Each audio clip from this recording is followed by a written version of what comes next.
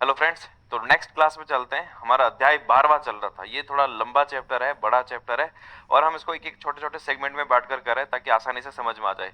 Chapter का नाम वही नगर पालिका सत्या और अपराध है। नगर पालिका के पास क्या पावर्स है और कोई इसी तरह के अपराध होते हैं तो वो किस तरह का दंड दे सकते हैं उसके लिए। इसमें हम पढ़ने वाले हैं धारा 226 से लेकर 235। आपको ध्यान होगा हम अब तक जो पढ़ चुके हैं वो 200 से लेकर 214 पहले एक चैप्टर पढ़ा था एक वीडियो में, जिसमें हमने सीवेज सिस्टम के बारे में बात की थी। दूसरा हमने पढ़ा था 215 से लेकर 225 तक। 215 से हमने स्टार्ट किया था और 225 तक ये एक प्रकार के वाटर सिस्टम के बारे में हमने पढ़ा। और आज हम पढ़ने वाले 226 से लेकर 235, टोटल 10 धाराएं हैं। इन 10 धाराओं में हम वेस्ट मैनेजमेंट, जो अपशिष्ट प्रबंधन है नगर पालिका का, उसके बारे में जानने वाला। बहुत सिंपल सा है, बहुत ज्यादा कोई मुश्किल नहीं है, बहुत आसान भाषा में इसको लिख दिया, अब आसानी से आपको समझ में आ जाएगा। मेन जो बात है बस कोई धारा याद रखनी, तो उसके बारे में हम लास्ट में सब एक साथ इसको वापस करने में करेंगे, वो सारी सुविधाएं रहेगी। इस बार मैंने थोड़ा एक अंडरलाइन भी कर दिया ताकि सीधा आपका ध्यान वहीं पर जाए। ठीक है, धारा 226। धारा 226 किस संबंध में है? ठोस अपशिष्ट प्रबंधन। अब मैंने कहा कि अभी जो 10 आगे धारा पढ़ने वाले वो सारे के सारे अपशिष्ट प्रबंधन पर ही आने वाली अलग अलग तरह की है। पहला है कि ठोस अपशिष्ट प्रबंधन और उनके हस्तन। हस्तन शब्द जो लिखा हुआ इसका इंग्लिश वर्ड है हैंडलिंग। हैंडलिंग यानी उनका किस तरह से इसको हैंडल करेंगे, किस तरह से संभालेंगे, तो उनके संभालने का। ठोस अपशिष्ट प्रबंधन और उनके हस्तन यानी उनके हैंडलिंग करने के संबंध में नगर पालिका के कर्तव्य क्या होंगे। ठीक है, तो इससे संबंधित जो भी नियम है उनको क्रियान्वयन करने के लिए नगर पालिका उत्तरदायित्व होती है। जो भी ठोस अपशिष्ट प्रबंधन, अब ठोस अपशिष्ट प्रबंधन में क्या क्या आया था वो सारी बात लिखी हुई है। देखो क्या लिखा हुआ, धारा 4 के उपबंधों के अधीन रहते हुए, इस लाइन में लिखा हुआ। अब बहुत ज्यादा इसमें नहीं जाना है, ये इतना बस, ये ज्यादा से ज्यादा पूछा जा सकता है भाई ये इसका जो ठोस अपशिष्ट प्रबंधन जो कर्तव्य है वो किस धारा में 226 में है, और वो ठोस अपशिष्ट प्रबंधन नगर पालिका का काम है। तो धारा 4 में क्या था? धारा 4 में यहाँ लिख दिया कि नगर पालिका बोर्ड को जो भी अनुपयुक्त उपबंध है, जो उसके लिए ज्यादा उपयुक्त नहीं है, उससे उसको छूट दी गई कि आप इसमें छूट, तो जितना भी काम करना है नगर पालिका को भी, नगर पालिका ये काम है, तो ऐसे अनुपयुक्त काम नगर पालिका नहीं करेगी। जो बहुत ज्यादा इंपॉर्टेंट काम है उसको वही करने, ये लिखा हुआ धारा 4 में, हमने पढ़ा था इसको कि उपबंधों के अधीन रहते हुए प्रत्येक नगर पालिका अपने क्षेत्र के भीतर, कहां पर है तो हमें पता है कि अपने क्षेत्र के भीतर केंद्र सरकार द्वारा पर्यावरण संरक्षण अधिनियम, इसको ध्यान में रखते हुए 1986 का पर्यावरण संरक्षण अधिनियम है, ये हम पॉलिटी में पढ़ते हैं। पर्यावरण संरक्षण अधिनियम 1926 के द्वारा प्रदत्त सकते हो। इस पर्यावरण संरक्षण अधिनियम के तहत, जैसे क्योंकि पूरा वेस्ट मैनेजमेंट पर्यावरण का संरक्षण भी है, क्योंकि अगर वेस्ट मैनेजमेंट सही नहीं किया हमने, अगर इस जो भी अपशिष्ट प्रबंधन सही नहीं किया तो पर्यावरण प्रदूषण इससे फैलेगा। तो पर्यावरण प्रदूषण का बहुत बड़ा पार्ट अपशिष्ट प्रबंधन पर ही है। उसी के तहत नगर पालिका को भी शक्तियां दी गई है कि नगर पालिका अपने नगर क्षेत्र में क्या क्या करेगी। तो इन शक्तियों का प्रयोग करते हुए नगर पालिका ठोस अपशिष्टों के प्रबंध, जिसको हमने मैनेजमेंट का कहा था, और हस्तन उनका हैंडलिंग को विनियमित करना, उसको रेगुलेट करना है ना, उस पर किसी भी तरह का नियम बनाने का काम या इसको करने का है। और ऐसे ठोस अपशिष्ट का संग्रहण संग्रहण करना, उसका जमा करना, भंडारण करना, उसको लाना ले जाना, परिवहन करना, उसको रिसाइकिल करना, प्रसंस्करण और व्ययन, व्ययन का मतलब उसका निपटान करना, ये सारे के सारे शब्द के लिए अवसंरचना का विकास। तो इसका देखो इस नगर पालिका का कर्तव्य क्या है? नगर पालिका कर्तव्य है कि इस अधिनियम को जो धारा 4 में, उसको अलावा अगर उसको कोई अनुपयुक्त लगता है तो उसको छोड़ते हुए, और पर्यावरण संरक्षण अधिनियम 1986 के तहत उसको जो शक्तियां मिली है उस शक्तियों का इस्तेमाल करते हुए जो भी ठोस अपशिष्ट है उसका संग्रहण करना, उसका भंडारण करना, संग्रहण यानी कलेक्शन करना, भंडारण यानी उसका जमा करना, परिवहन यानी उसका ट्रांसपोर्टेशन, प्रसंस्करण यानी उसका रिसाइकलिंग, वापस अगर हो सकता है तो रिसाइकलिंग करना, और व्ययन का मतलब उसका निपटान करना। उसके लिए जो भी इंफ्रास्ट्रक्चर डेवलप करना है, अवसंरचना डेवलप करनी है, अवसंरचना के विकास के लिए बनाए गए जो भी नियम है उसके क्रियान्वयन के लिए उत्तरदायित्व किसका होगा? नगर पालिका का होगा। नगर पालिका का कर्तव्य होगा। उत्तरदायी का मतलब वो इसका कर्तव्य होगा। ये 226 में लिखा। आगे क्या लिखा है? इस अधिनियम की धारा 4 के अधीन ही रहते हुए नगर पालिका या इसके द्वारा कोई भी नियमित प्राधिकृत अधिकारी या किसी अन्य अभिकरण द्वारा भी ये कार्य, निम्न कार्य किए जा सकते हैं। कौन सा? वही नगर पालिका ठोस अपशिष्ट संग्रहण के लिए निम्न में से किसी एक विधि, जैसे क्या कर सकते हैं वो ठोस अपशिष्ट के लिए, वो सामुदायिक संग्रहण यानी कि केंद्रीय कचरा पात्र, एक मेन जगह कचरा पात्र रख दिया जाएगा जिसको केंद्रीय कचरा पात्र, जहां पर साफ कचरा डाला जाएगा। या फिर जैसे अब नया अब जो ये सिस्टम ये अपना है, पहले ये सिस्टम अपनाया जाता था, एक जगह बड़ा कचरा पात्र होता था, सारा कचरा उसमें डाला जाता, फिर एक नगर पालिका गाड़ी आती थी उसको ले जाती थी। अब ये कर दिया घर घर कचरा संग्रहण। तो घर घर से संग्रहण या नियमित पूर्व सूचित समय पर और कार्यक्रमों पर संग्रहण करेगी कि यहाँ पर इसका संग्रहण हो गया, तो ये नगर पालिका का कर्तव्य होगा। इसके अलावा इसके अलावा वही सब पे लिख दिया, होटल हो, भोजनालय हो, कार्यालय कॉम्प्लेक्स हो तथा अन्य वाणिज्यिक क्षेत्र, गंदी बस्ती और अनआदिवासी क्षेत्र। अनआदिवासी क्षेत्र का मतलब जहां अभी कोई रहता नहीं हो। तो आप कहेंगे सर जहां कोई रहता नहीं हो तो वहां तो कचरा तो वहां पर भी आ सकता है, लोग ज्यादातर वहीं पर डाल के आते हैं जहां पर कोई रहता नहीं हो। अनआदिवासी क्षेत्रों और अन्य इलाकाओं से भी अपशिष्ट के संग्रहण का उपाय करेगी। इस प्रकार से संग्रहित किए गए समस्त ठोस अपशिष्ट को दैनिक आधार पर उसका व्ययन यानी निपटान डिस्पोजल के लिए वो नियमित अंतराल पर उसको हटाती रहेगी। जो भी वधशाला स्लॉटर्स है जहां पर पशुओं को काटा जाता है, तो वहां सबसे ज्यादा गंदगी फैलती है। मांस मछली बाजार, फल और सब्जी बाजार, उनसे जो भी जैव निम्नीकरण यानी बायोडिग्रेडेबल जो वापस पर्यावरण में गल सकते हैं, पर्यावरण को ज्यादा देखो प्रदूषण तो फैलाएंगे लेकिन वो वापस जैव निम्न, जैसे प्लास्टिक है वो जैव निम्नीकरण है, वो जमीन में मिलता नहीं है, गलता नहीं है, सड़ता नहीं है, लेकिन ये सड़के थोड़े टाइम बाद जमीन में मिल जाएंगे, तो इसको बोलते हैं बायोडिग्रेडेबल, इसको वापस जैव निम्नीकरण इसका हो जाएगा। तो उस योग्य जो भी अपशिष्ट है उसका पर्यावरण रूप से स्वीकार्य प्रक्रिया से, पर्यावरण रूप से स्वीकार्य मतलब ऐसा नहीं कि कोई ऐसा अपशिष्ट आ रहा था कि इसको जला दिया जाए, कुछ ऐसा जो जलाने से भी डिस्पोज नहीं होगा तो उसको अलग तरीके से करना पड़ेगा। जैव पर्यावरण रूप से स्वीकार्य का मतलब ये नहीं कि उसको पानी में बहा दिया जाए या फिर उसको मतलब ये नहीं कि उसको जमीन में गाड़ दिया जाए, जिस प्रकार से भी उसका उचित निपटान होगा उसी तरह से उसका निपटान कर दिया जाएगा।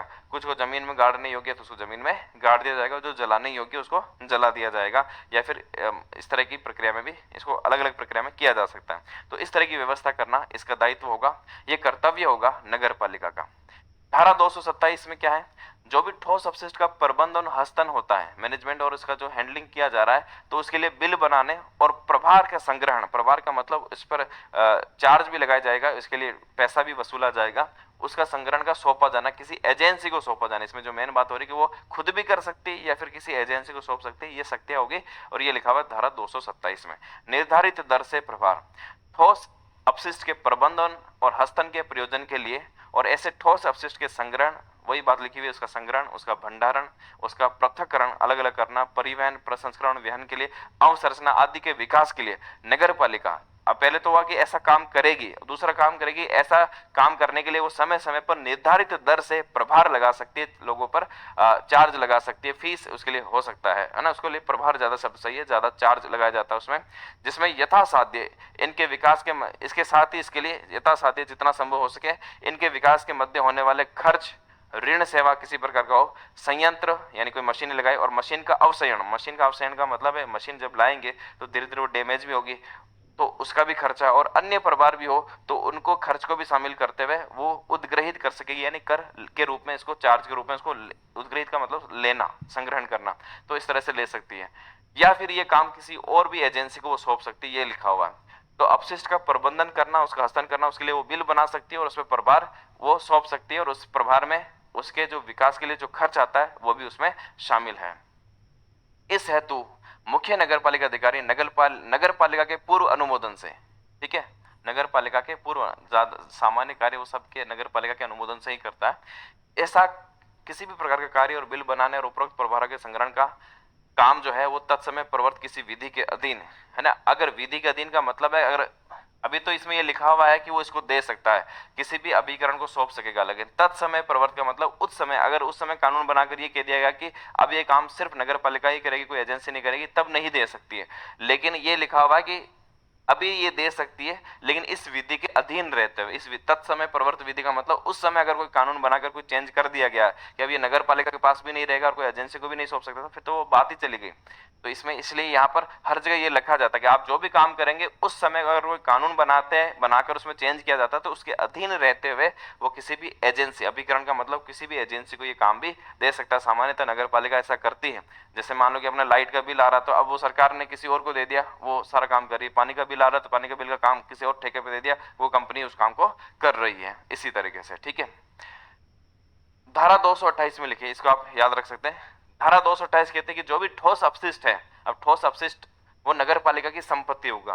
अब देखो कचरे से भी बहुत बड़ी कमाई हो सकती है ना। तो संपत्ति का मतलब यहाँ तो लाइबिलिटीज ही है, अगर आपको आता नहीं है, कचरे से बहुत बड़ी कमाई की जा सकती है। लेकिन अब जितना भी कचरा निकल रहा है, कचरा निकल गया, नगर पालिका ने उसको लेना, संग्रहण कर लिया, सब कुछ कर लिया। आपके घर से जो कचरा निकल रहा है, अगर आप नगर पालिका की गाड़ी में नहीं दे रही, तब तो वो कचरा आपका है, है ना, आप उस कचरे से कुछ भी कर सकते हैं, कुछ भी चीजें बना सकते हैं, लेकिन एक बार आपने नगर पालिका के लिए उसको दे दिया, फिर वो नगर पालिका की संपत्ति हो जाएगी। नगर पालिका उससे अगर इनकम भी करे तो आप ये नहीं कह सकते भाई इसमें कुछ हिस्सा हमारा होना चाहिए, फिर वो संपत्ति नगर पालिका की होगी, है ना। नगर पालिका भले ही कचरों से करोड़ों रुपए भी कमाए तो करोड़ों रुपए नगर पालिका के फंड में जाएंगे, आपके पास नगर पालिका वापस बांटने नहीं आएगी, ठीक है ना। तो ठोस अपशिष्टों का नगर पालिका की संपत्ति होगी, धारा 228 में लिखी हुई। अब आप ये धारा में लिखा हुआ मतलब ये कानून है ना, आप इसमें कुछ नहीं कर सकते भी नगर पालिका ने इतना पैसा किया, नगर पालिका पर आप किसी प्रकार का दावा नहीं ठोक सकते इन्होंने इतना पैसा कमाया, इतना पैसा हमें भी चाहिए, नहीं दे सकते, ये नगर पालिका की संपत्ति होगी, साफ साफ लिखा हुआ है, ठीक है। और ऐसा लिखना जरूरी होता है क्योंकि कई लोग ऐसे भी होते हैं जो ये दावा भी ठोक सकते हैं कि नगर पालिका ने तो इतना पैसा इससे कमाया है, मान लो, क्योंकि अब आपके इतना सारा कचरे का ढेर है, इन सबको मान लीजिए कि आपने जैव उर्वरक में बदल दिया, मतलब कि खाद बनती है ना, कचरे से भी तो खाद बन सकती है, तो इसको सबको आपने पूरे मिलियन टन में या फिर कई हजारों टन में ये जो कचरा था इसको खाद में बदलकर एक बहुत अच्छी खाद बन के यहाँ पर इसको बेचा जा सकता है। उससे जो पैसा आएगा वो नगर पालिका अपने पास रखेगी, लोगों को वापस नहीं बैठेगी भाई आपका हम कचरा लेकर आइए, आपका पैसा रख लीजिए, तो वो नगर पालिका की संपत्ति होगी, न कि लोगों की, ठीक है। तो लोक पात्र यानी जो भी कचरे पात्र में लोगों के पात्र है, या फिर डिपो, और धारा 226 के तहत अभी जो हमने पढ़ा कि समस्त ठोस अपशिष्ट या नियत स्थानों में जमा सब ठोस अपशिष्ट नगर पालिका कर्मचारियों या फिर ठेकेदार या इस निमित्त प्राधिकारी, अब कोई ठेकेदार भी इसको ले रहा है या कोई कर्मचारी भी इसका संग्रहण कर रहा है तो भी वो सारी संपत्ति किसकी होगी, नगर पालिका। किसी को ठेके में काम दिया हो तो वो ठेकेदार का नहीं हो जाएगा, ठेकेदार को उसके लिए पे किया जा रहा है, तो वो कचरा जो होगा वो सारा का सारा किसका होगा, नगर पालिका का। ठेकेदार या इस निमित्त प्राधिकारी किसी भी अभिकरण यानी एजेंसी द्वारा जमा ठोस अपशिष्ट नगर पालिका की संपत्ति होंगे तथा नगर पालिका इसका उचित प्रकार से जैसा भी निपटान वो करना चाहेगी वैसा वो कर सकेगी। क्लियर हो गया।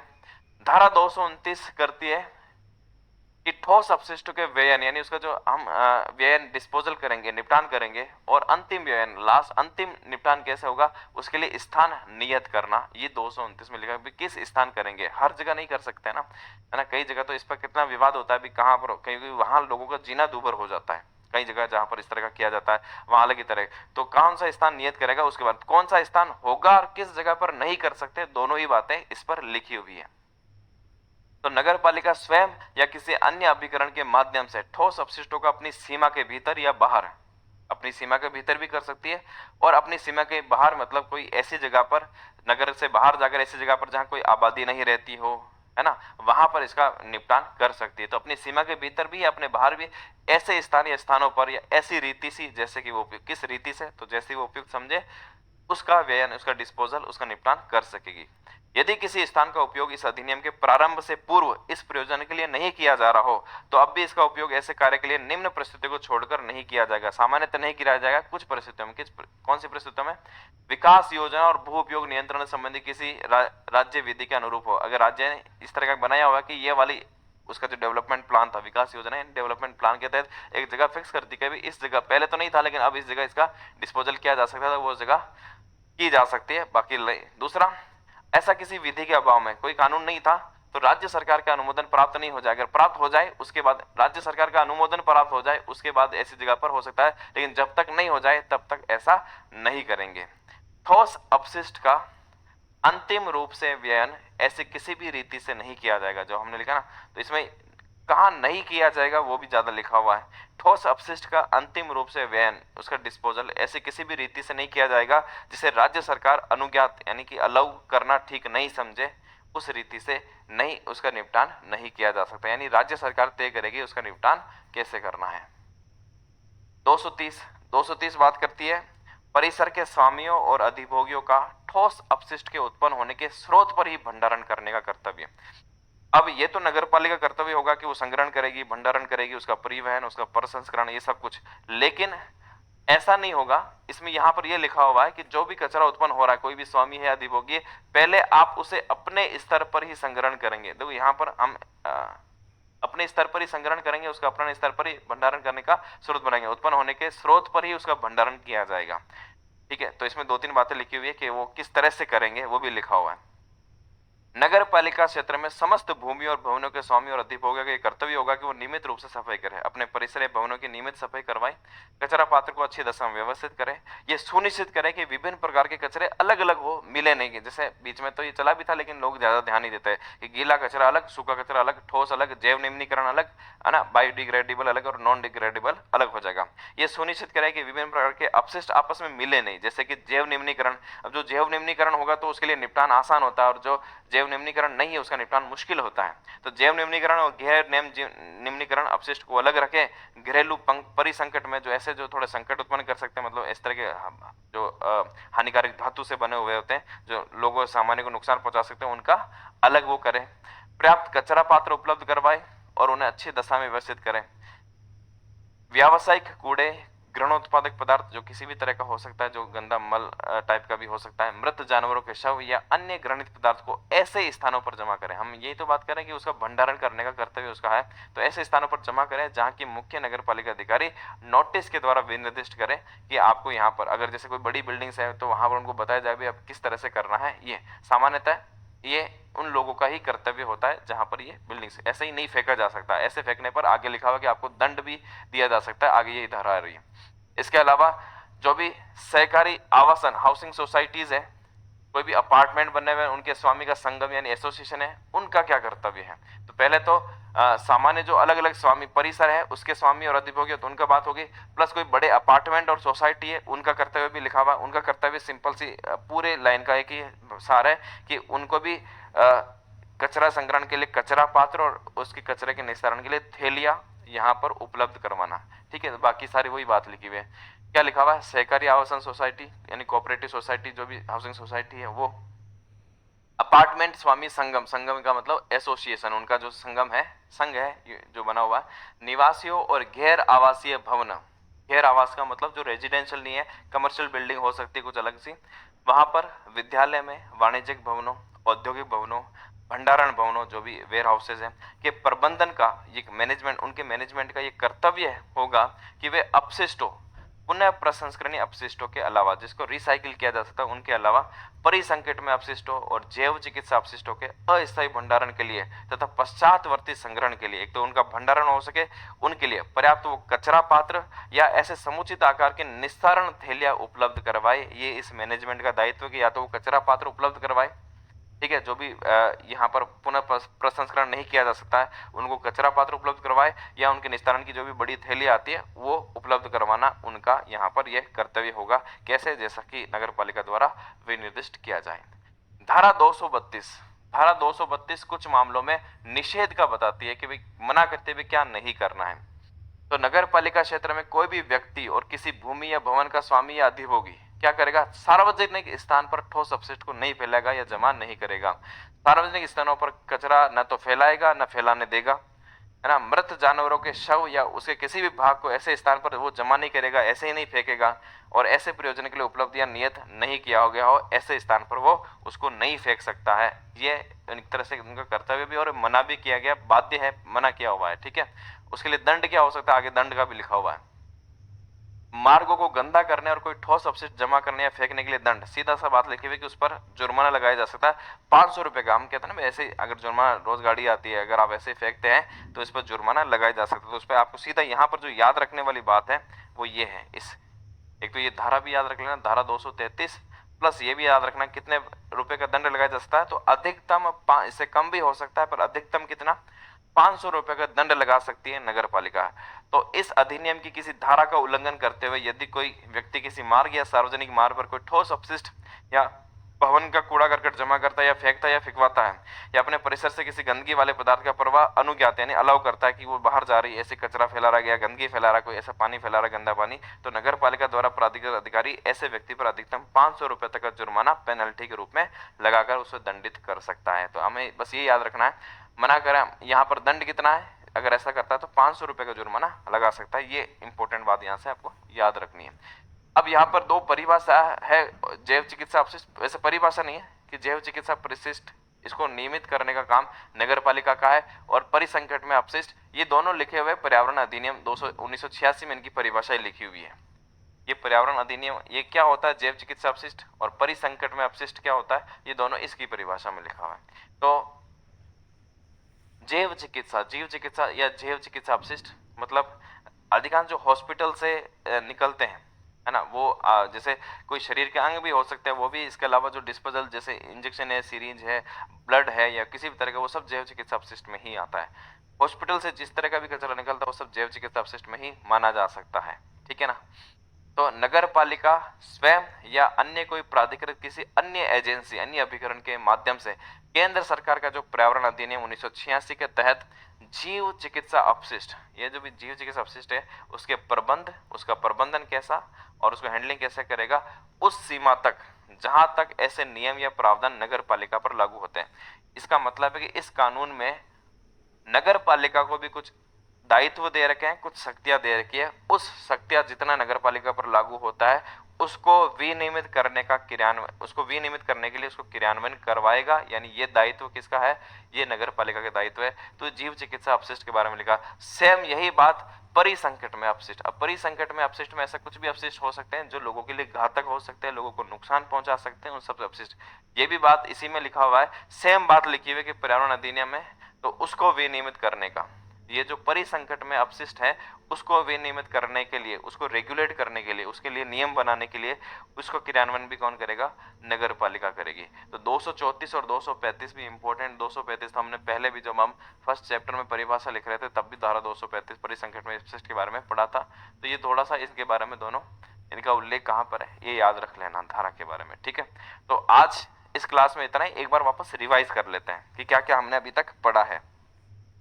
धारा 226 से लेकर 235 तक हमने पढ़ा। ठोस अपशिष्ट का प्रबंधन करना और उसका हस्तांतरण करना ये नगर पालिका का कर्तव्य होगा। ये लिखा हुआ है फर्स्ट में कि नगर पालिका एक तरह से ठोस अपशिष्ट जो भी वेस्ट मैनेजमेंट है वो सब मैनेजमेंट करने का कर्तव्य किसका है, संग्रहण करना हो, उसका परिवहन प्रसंस्करण, ये सब नगर पालिका का कर्तव्य है। उसके लिए वो हैंडलिंग के लिए वो कोई चार्ज लगा सकती है और उसके संग्रहण कर सकती है, उसका संग्रहण को किसी एजेंसी को सौंप सकती है। ये धारा 227 में लिखा हुआ, ये इसका पावर है इसके पास। ठोस अपशिष्ट नगर पालिका की संपत्ति होगी। 228 में लिखा हुआ कि ठोस अपशिष्ट जितने भी है वो फिर वो उन लोगों की संपत्ति नहीं है, नगर पालिका के पास जाने पर वो नगर पालिका की संपत्ति हो जाएगी। 229 में लिखा हुआ कि ठोस अपशिष्ट जो भी है उसका स्थान नियत करना, स्थान की किस जगह पर किया जा सकता है और किस जगह पर नहीं किया जा सकता, ये यहाँ पर लिखा हुआ है। इसके अलावा जो भी परिसर के स्वामी, 230 में क्या परिसर के स्वामी है या फिर जो भी उसका यूज कर रहा है, उनका कर्तव्य क्या है, उनका कर्तव्य है कि जो भी अपशिष्ट है वो उस स्रोत पर ही वो भंडारण करें। यहाँ पर भंडार अपशिष्ट के उत्पन्न होने के स्रोत पर ही वो भंडारण करने का उनके ड्यूटी, यानी लोगों की। इसी तरह से लोगों की एक स्तर पर होगी, जो बड़े बड़े अपार्टमेंट है, हाउसिंग सोसाइटीज वगैरह है, वहां पर उनका कर्तव्य क्या है, उनका कर्तव्य भी है कि वो किसी भी तरह का कोई कचरा नहीं फैलाए और एक जगह पर इसका भंडारण करे। प्रतिषेध, प्रतिषेध में वही लिखा है, सार्वजनिक स्थानों पर कोई भी कचरा नहीं फैलेगा, किसी भी पशु के शव को ऐसे ही नहीं फेंकेगा वो सारा।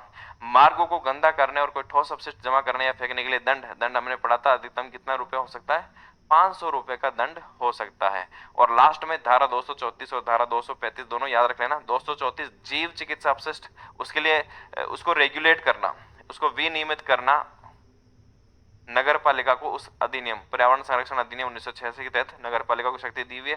इसी तरह धारा 235 में परिसंकट में अपशिष्ट को उसको रेगुलेट करने का यहाँ पर नगर पालिका के पास एक तरह से दायित्व, अधिकार, शक्तियां है।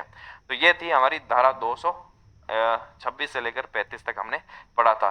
बाकी अब यहाँ पर 235 तक देखो, वापस हमने 200 से 214 एक तरह से सीवेज जो सिस्टम था उसके बारे में पढ़ा, उसके बाद हमने वाटर सिस्टम के पढ़ा, और आज जो हमने वेस्टेज मैनेजमेंट के बारे में पढ़ा था। तो यहां तक आपके क्लियर होना चाहिए। धारा 235 हमने क्लियर हो गया। अब अगले चैप्टर में हम 236 से लेकर 246 तक को कवर कर लेंगे। तो मिलते हैं वापस नेक्स्ट वीडियो में। Thank you.